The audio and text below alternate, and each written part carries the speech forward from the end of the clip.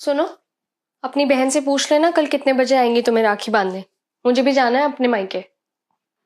कोई परेशानी है क्या तुम्हें? तुम इतना रूडली क्यों बात कर रही हो निशा के बारे में? अब ऐसा भी क्या कह दिया मैंने? कुछ तो बात है, वरना तुम अपनी बहन तो नहीं कहती, निशा दीदी बोलती। कोई परेशानी है तो बताओ। और ये बैंक से मैसेज आया कि तुमने एफडी तुड़वा ली है, मुझे कुछ बताया भी नहीं इस बारे में। ऐसी क्या नौबत आ गई जो तुम्हें एफडी तुड़वानी पड़ गई? कुछ हुआ नहीं है, मुझे पैसों की जरूरत थी तो मैंने एफडी तोड़वा दी। और क्या मेरा तुम्हारे पैसों पर कोई हक नहीं है? तुम्हारा पूरा हक है, लेकिन इतनी बड़ी रकम, तुम जानती हो ना ये रकम हमने अपने फ्यूचर के लिए, अपने बच्चों की पढ़ाई के लिए जमा की थी। तुम्हारे मायके में कोई प्रॉब्लम आई है क्या? सुनो, बहुत रात हो गई है, कल त्योहार भी है, उसके बाद बात करते हैं। अभी तुम सो जाओ।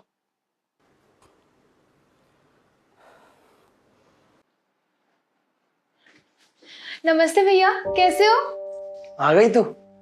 अरे भाभी, सो सॉरी, मुझे आने में लेट हो गया। आपका तो हर बार का यही है दीदी, मुझे भी घर जाना है अपने राखी बांधने। भाभी, मैं तो घर से टाइम से ही निकली थी, लेकिन त्योहार के चक्कर में ऑटो ही नहीं मिला। अरे निशा, तुम्हारे पास तो अपनी गाड़ी है, तो ऑटो से क्यों आई? भैया, वो गाड़ी सर्विसिंग के लिए गई हुई है। अरे तो जीजा जी को बोल देते, वो छोड़ जाते घर। हाँ दीदी, जीजा जी ने आपको क्यों नहीं छोड़ा? या फिर उनकी गाड़ी भी सर्विस के लिए गई हुई है? अरे भाभी, वो अब ये सब बातें छोड़ो ना, अब राखी तो बनवा लो।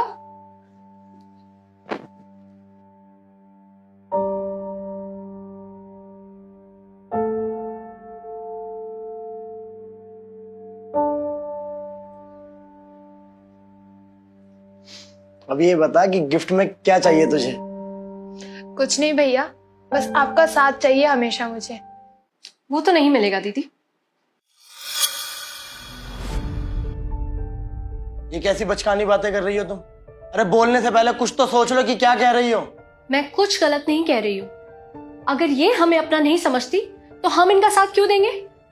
भाभी, आप ऐसा क्यों कह रही हैं? कोई गलती हो गई है क्या मुझसे? आप नाराज हैं मुझसे? दीदी, नाराजगी तो अपनों से की जाती है ना, और आप कहाँ हमें अपना समझती है?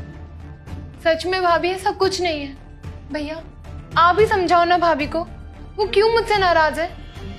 क्या हुआ? क्यों त्योहार वाले दिन निशा का दिल दुखा रही है? हुआ क्या है तुम्हें? मुझे कुछ नहीं हुआ है। राखी तो तुमने बनवा ली ना, अब राखी का गिफ्ट भी दे दो अपनी बहन को। क्या है ये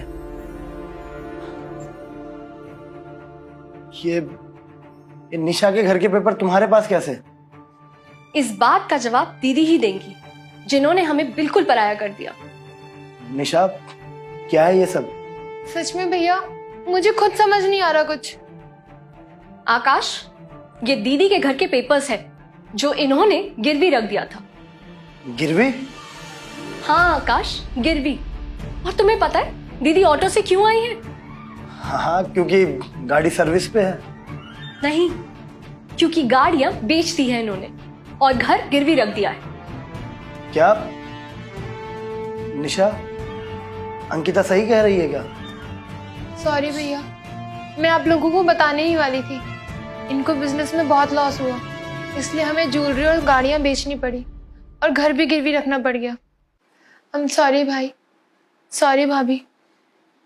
दीदी, अगर आप हमें अपना समझती ना तो आप हमें जरूर बताती, लेकिन आपने तो हमें पराया कर दिया।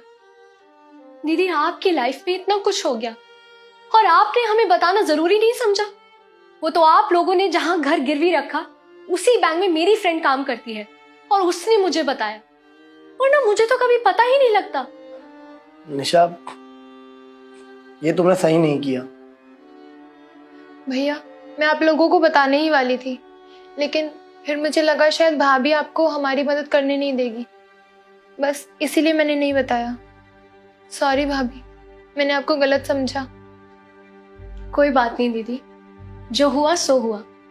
मैंने अपनी एफडी तोड़वाकर आपका घर छुड़वा लिया है और बाकी की सारी बातें आकाश जीजा जी से कर लेंगे। दीदी, ननद और भाभी के बीच जो लड़ाइयाँ होती है वो तो हम हमेशा करते ही रहेंगे और मैं आपको हमेशा ऐसे ही ताने देती रहूंगी। पर दीदी, मुझे इस रक्षाबंधन पर आपसे एक वादा चाहिए। कि आपको जब भी हमारी जरूरत होगी आप हमें हमेशा बताएंगे। सुख में भले ही आप हमें याद ना करें, पर दुख हमेशा हमारे साथ शेयर करेंगे।